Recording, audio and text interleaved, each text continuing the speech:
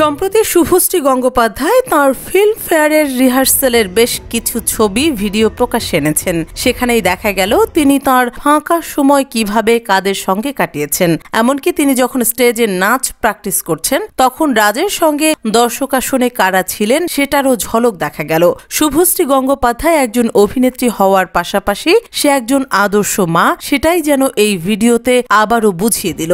ফিল্মফেয়ারের রিহার্সালের ফাঁকে সন্তানদের সঙ্গে সময় কাটাতে খেলতে দেখা গেল শুভশ্রীকে। অভিনেত্রী যে ভিডিও পোস্ট করেছেন সেখানে দেখা যাচ্ছে শুভশ্রী একটি চেয়ারে বসে আছেন আর তার কোলে রয়েছে তার দুই সন্তান ইয়ালিনী এবং ইউভানকে কোলে নিয়ে তিনি গানের তালে তালে পা দোলাতে থাকেন। সেই ভিডিওতেই পরের দিকে দেখা যায় যে তিনি ইয়ালিনীকে কোলে তুলে নাচছেন। নেপথ্যে বাজছে তার এবং দেবের ছবির গান মালারে। সেই গানের সুরে সুরে মেয়েকে কোলে নিয়ে নাচতে থাকেন পর্দার বাবলি। টলি অনলাইনের তরফে আরও একটি ভিডিও প্রকাশ্যে আনা হয়েছে যেখানে দেখা যাচ্ছে মঞ্চে নাচ করছেন শুভশ্রী। তিনি মিমি চক্রবর্তী অভিনীত ছবির থেকে সুপারহিট গান দুষ্টু কোকিলে নাচ করছেন আর স্টেজের সামনে মেয়েকে কোলে নিয়ে দাঁড়িয়ে আছেন রাজ চক্রবর্তী। মুগ্ধ চোখে মায়ের নাচ দেখতে থাকে একরত্তি ইয়ালিনী, সঙ্গে দেখা যায় ইউভানকেও।